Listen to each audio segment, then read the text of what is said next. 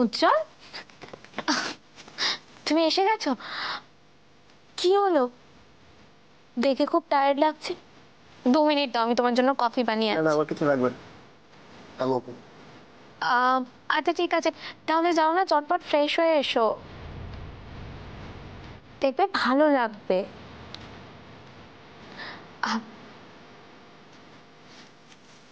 আজ তোমাদের দুজনের ইন্টারভিউটা দেখলাম, খুব ভালো হয়েছে। অনেক পুরনো কথা মনে পড়ে যাচ্ছিল জানো।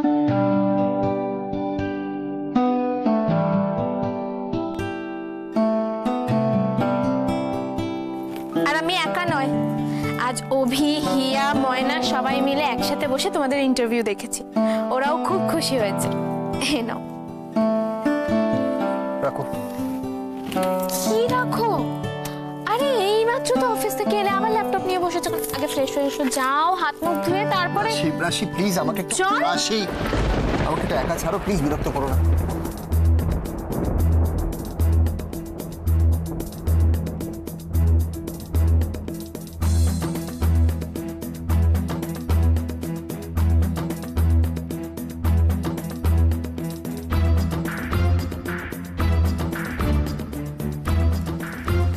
কি হয়েছে তোমার?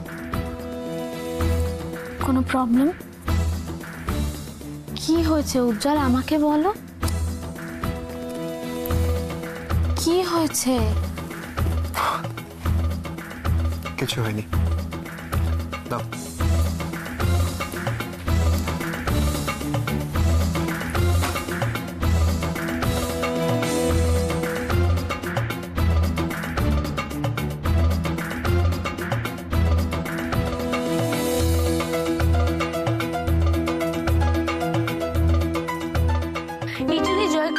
তিনি চলে গেছেন ফ্রান্সের দিকে। ফ্রান্সে উনি রাজার সঙ্গে প্রথমে হাত মেলানোর চেষ্টা করলেন, কিন্তু তারপর উনি হাত মেলাতে না পেরে উনি একবারে আক্রমণ করে দিয়েছেন। সেই আক্রমণের যুদ্ধে উনি হেরে গেছেন প্রথমবার, কিন্তু দ্বিতীয়বার যখন উনি আক্রমণ করেছিলেন তখন উনি ওটা জয় করে নিলেন। এবার জয় করার পর উনি একটু আসতে পার না, এভাবে কি পড়া যায় নাকি? জোরে জোরে না পড়লে আমার পড়াশোনার কানে ঢোকে না। আমি তো পড়তে পারছি না। তোর যদি এত অসুবিধা হয় তুই যা, বাইরে গিয়ে পড়। গোল গোল। উফ, বিরক্ত করিস না তো, যা বাইরে গিয়ে পড়তো যা। দ্বিতীয়বার উনি ফ্রান্স জয় করে নিয়েছেন, কিন্তু ফ্রান্সের রাজা এত তাতে হার মানলো না, সে আবার একবার আক্রমণ করলেন, কিন্তু তাও তৃতীয়বার উনি জিতে গেলেন। উনি ফ্রান্সের রাজা হয়ে গেলেন। এইভাবে উনি অনেকগুলো দেশ নিজের দখলে নিয়েছেন। এবার ওখান থেকে সব জমি জামা সব লোকেদের থেকে কেড়ে নিচ্ছে।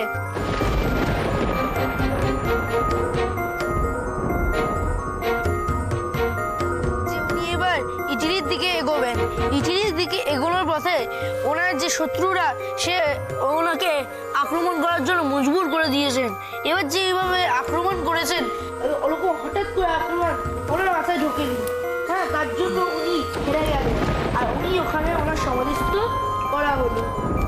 এরকম ভাবে কি হলো, কি ভাবছিস? না বড় মা, আমি কিছু ভাবিনি। তুই সত্যি কিছু ভাবিসনি? না না, কিছু ভাবিনি, আসলে পরশুদিনকে পরীক্ষা না, ওটাই ভাবছিলাম আর কি। আর কিছু ভাবছিস না? সত্যি বলছিস? হ্যাঁ, শোনো না বড় মা, আমার না খুব খিদে পেয়েছে, কিছু খেতে দেবে গো? মাকে বললে মা বকাবকি করবে।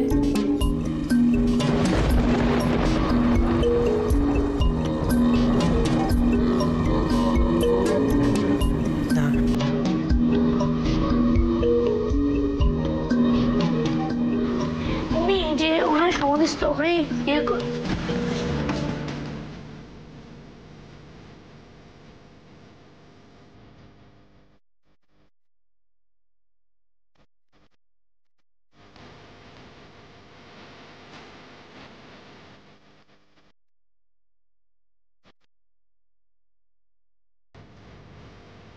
উনি ডিস্টার্ব জয় করে উনি ইটালি জয় করে ধাতব হাইড্রোক্সাইডের দ্রব্য তাদের ক্ষার বলে। এইভাবে sodium hydroxide, potassium hydroxide, calcium hydroxide, তুই আবার জোরে জোরে পড়ছিস কেন? কত যেত?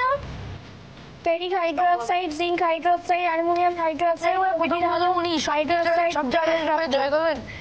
তারপরে যখন জার্মানি খাওয়াতে পারলো না তখন ওনার সঙ্গে বন্ধুত্ব করে নেন।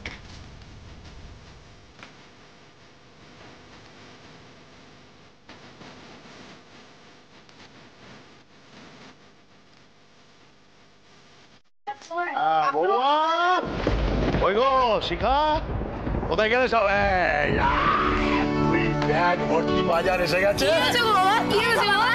কি আনিনি গলদা চিংড়ি এনেছি, পাবদা মাছ। খালি মাছ এনেছো? কেন মাছ আনবো না? সে কি মাংস আনিনি? পাটার মাংস নিয়ে এসেছি। বড় মার হাতের রান্না। এই যে দেখো ধরো ধরো ধরো ধরো ওরে বাবা রে বাবা। আচ্ছা শোনো, মেটে চচ্চড়িটা বড় বৌদি রান্না করবে, ঠিক আছে? মা গো মা, এগুলো কি এত রাশি রাশি বাজার করেছো কোত্থেকে? মানে এত বাজার করেছো কেন? পয়সা পেলে কোথায়? কি রে? দেখো শিখা, আমাকে এখন কিরম ভাবে মান্যিগণ্যি করে সবাই জানো? দেখো সমরেশ মুখার্জিকে দিয়ে না কুষ্টি বিচার করাতে গেলে আগে থেকে নাম লেখাতে হয়। এই জানো শিখা, সেদিন কি হয়েছে, মানে গত পরশু দিন এক ভদ্রলোক আমাকে দিয়ে কুষ্টি বিচার করাতে এসেছে। তো তাকে তো ওটা করিয়ে দিলাম আর একটা পোখরাজ করিয়ে দিলাম।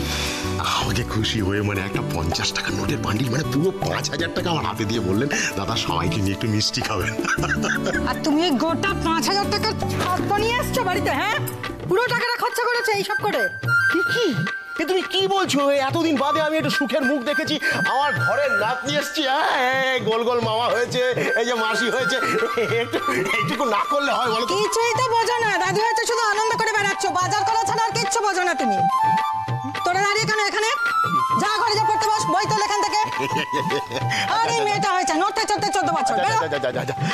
ভালো করে পড়ে নাও। হ্যাঁ, হিসেবটা নিয়ে বসতে হবে। এই যে রাশি রাশি বাজার করলেই হবে? মেয়েটা তো মাথায় মাথায় হয়েছে, বিয়ে দিতে হবে তো। 4টে টাকা পয়সা জমাও, গয়নাকাটি গড়াতে হবে না? পাঠাবে কি হাত পা সব খালি করে? আচ্ছা ঠিক আছে চুপ করো তো, একটু চুপ করো। তোমরা এই গ্রামের মারা একটু বড় করে ভাবতে শেখো। দেখো আমার মিলি এখন পড়াশোনা করবে, ভালো করে লেখাপড়া করবে, ভালো রেজাল্ট করবে, তারপরে ও নিজের পায়ে দাঁড়াবে, অর্থাৎ চাকরি করবে। এক কাপ চা বানিয়ে নিয়ে এসো যাও। ওরে বাবা রে, মেয়ে ওনার দিগ্গজ পণ্ডিত হবে। হ্যাঁ, লেডি বিদ্যাসাগর। হ্যাঁ, লেডি বিদ্যাসাগরই হবে। শোনো, আমার মিলি লেডি বিদ্যাসাগরই হবে। কার বোন? ও তো রাশির বোন হবেই তো। দেখো সুপাত্র পেলে আমি আমার মিলির বিয়ে দেবো, নইলে রাধা মাধবের ইচ্ছায় ওর বিয়ে আমি দেবই না। মানে তুমি মেয়ের বিয়ে চা ছাড়া এখন আর কোনো কথা নয়। নস্যি দিবে রাখো পকেটে এখন থেকে, দফায় দফায় চা করতে পারবো না।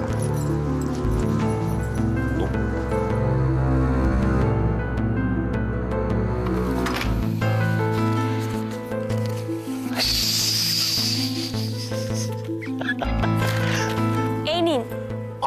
আবার এই খাওয়ার আগে কতগুলো বড়ি গেলালি, আবার এই তেতো ওষুধটা? আমি আর পারছি না সত্যি। বাবা, আপনাকে তো সুস্থ থাকতে হবে। সুস্থ থাকতে হবে, নাতির সঙ্গে খেলতে হবে না? একদম খাওয়ার জন্য। আরে সত্যি কি তেতো ওষুধ! সকালবেলা শুরু করিস দিনটা তোরা করলার রস দিয়ে, রাত্রির বেলা শোয়ার আগে এরকম একটা তেতো ওষুধ। তোদের জ্বালায় আমি আর পারছি না, আমি এবার বাড়ি ছেড়ে পালিয়ে যাব।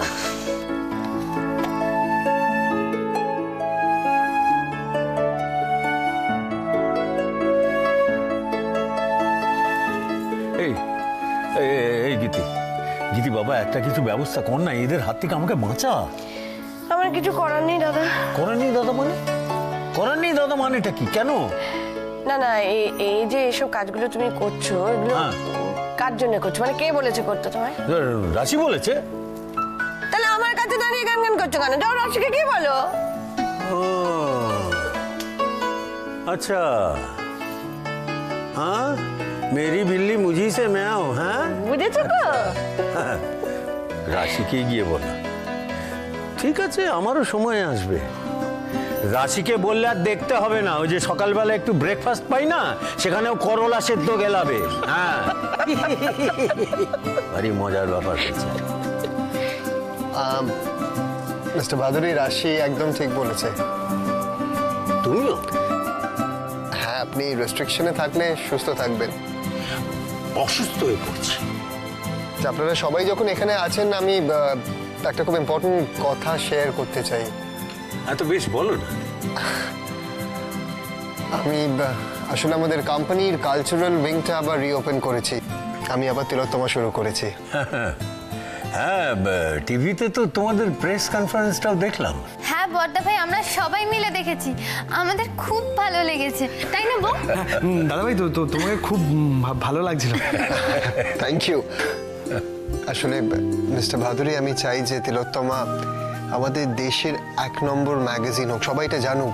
আর শুধু ন্যাশনালি কেন, মানে আমি চাই যে ইন্টারন্যাশনালিও ওর পাবলিকেশন হোক, ওর সার্কুলেশন হোক। আর তার জন্য আমরা ফরেনে কিছু প্রপার্টিও অ্যারেঞ্জ করার চেষ্টা করছি, যাতে ওখানে আমরা অফিস সেট আপ করতে পারি। আরে হবে হবে, নিশ্চয়ই হবে, নিশ্চয়ই হবে উজ্জ্বল। তুমি যেভাবে ব্যাপারটাকে নিয়ে ভাবছো, যেভাবে ব্যাপারটার পেছনে পড়েছো না, you will definitely be successful. হ্যাঁ, মানে আপনাদের সাথে আর একটা কথাও শেয়ার করার আছে আমার। আচ্ছা বলো। আমি আমাদের জমিতে আবার রয় ম্যানশন রিকনস্ট্রাক্ট করব। আরে এটা তো ভীষণ ভালো কথা। বাহ। হ্যাঁ, আসলে আমি কিছু বিল্ডার্সদের সাথেও কথা বলেছি। আমি মমের নামে আবার আমাদের রয় ম্যানশন করব।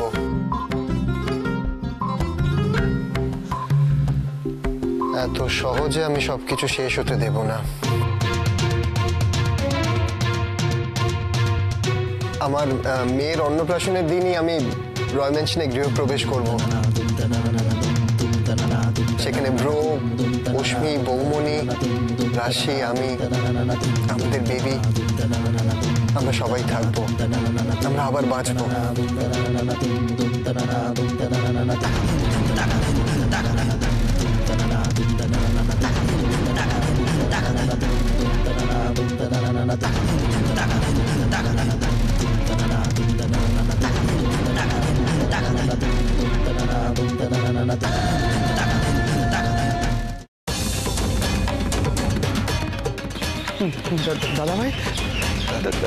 দাদা ভাই,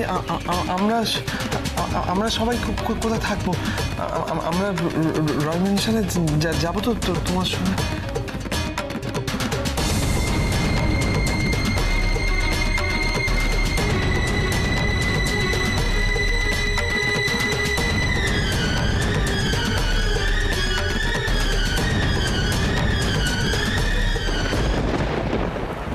Proud of you.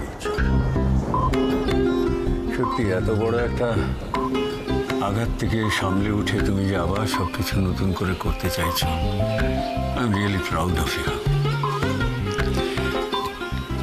তুমি যা করতে চাইছো সব করতে পারো, সব করতে পারো।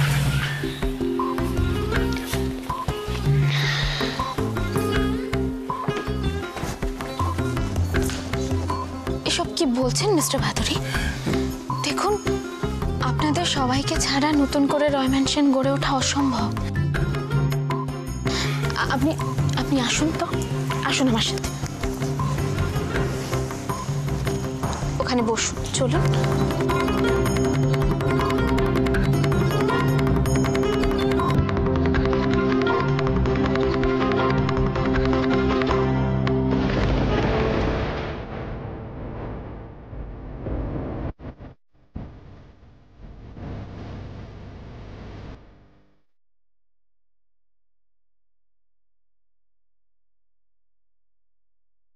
আমি তো তোমাকে আগেও বলেছি উজ্জ্বল,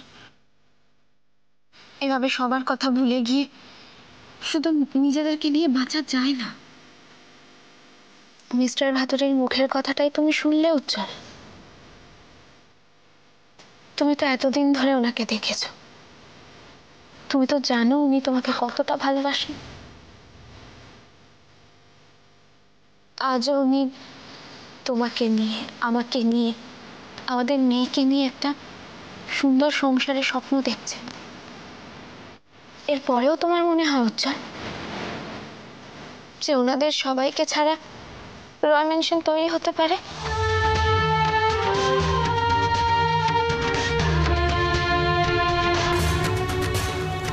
উজ্জ্বল, তুমি এরকম করে কিন্তু মমকেও কষ্ট দিচ্ছ। আমাকে নিজে ওনার কথা বলেছিলেন। হ্যাঁ, পরিস্থিতির চাপে পড়ে ওনাকে তোমাদের সংসারের দায়িত্ব নিতে হয়েছিল ঠিকই, কিন্তু উনি তো মনে মনে শুধু থাক না, থাক না রাশি, থাক। মিস্টার ভাদুরী, আমি এইসব কথা আজকে থাক না। আর কি লাভ? দেখো, আমার যা বয়স হয়েছে তাতে আমার কাছে রায় ম্যানশন আর ভাদুরী নিবাসের ভেতরে কোনো তফাৎ নেই, সব এক।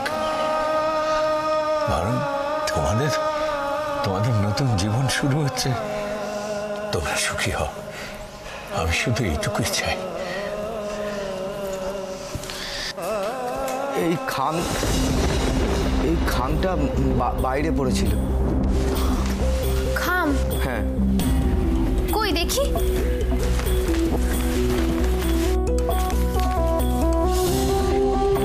এতে তো বড়দা ভাইয়ের নাম লেখা।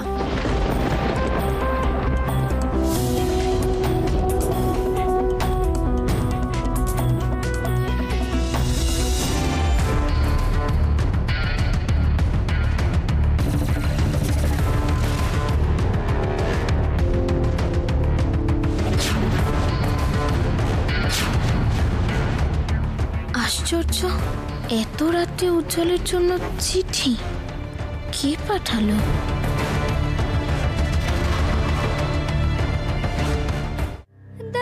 এই তো সবকিছু ঠিক হয়ে গিয়েছিল, সবাই মিলে একটু শান্তিতে ছিলাম। এর মধ্যে এসবের কি খুব দরকার ছিল? আর কত কষ্ট দেবে তুমি আমাদের? আমি জানি আমি অনেক পাপ করেছি, কিন্তু প্রায়শ্চিত্তও তো করেছি। তাহলে কেন ঈশ্বর, তাহলে কেন?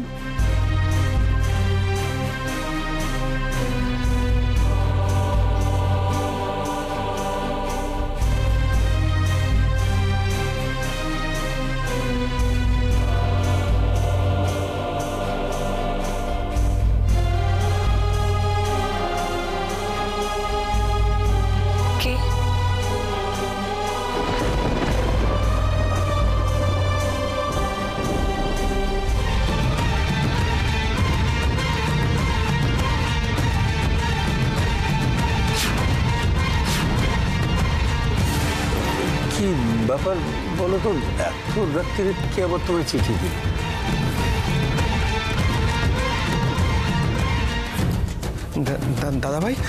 দাদাভাই বলছি, ওই ছোট মা এই চিঠির মধ্যে করে বোম পাঠায়নি তো?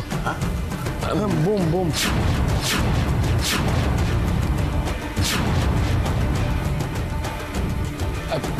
মাম তো জেলে।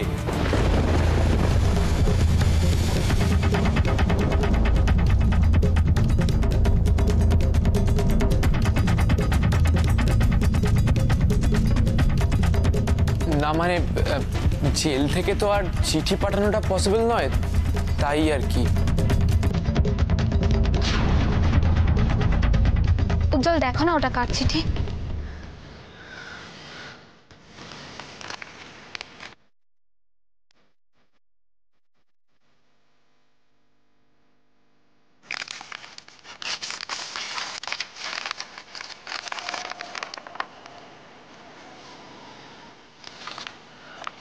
ব্রো, দাদাভাই, দাদাভাইয়ের চিঠি। উজ্জ্বল, চিঠিটা পড়ো না। দাদাভাই ঠিক আছে তো? দাদাভাই হঠাৎ চিঠি কেন পাঠাবে?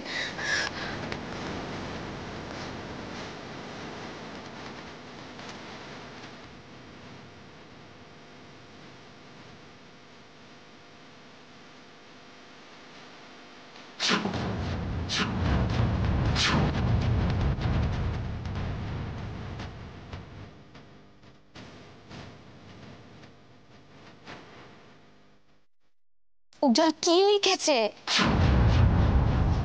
উজ্জ্বল চুপ করে আছো কেন? বলো না কি লিখেছে।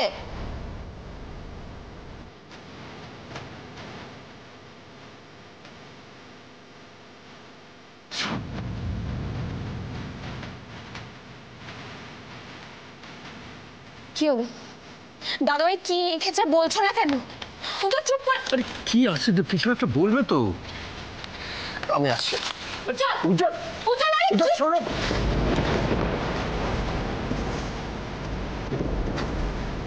কি হলো বলো তো, এরকম ভাবে চলে গেল কেন? আমি কিচ্ছু বুঝতে পারছি না, কি হলো, কিছু না বলে এভাবে কেন চলে গেল? কি হয়েছে? রাশি কি হলো বলো তো? সিদ্ধার্থের কোনো বিপদ হলো না তো?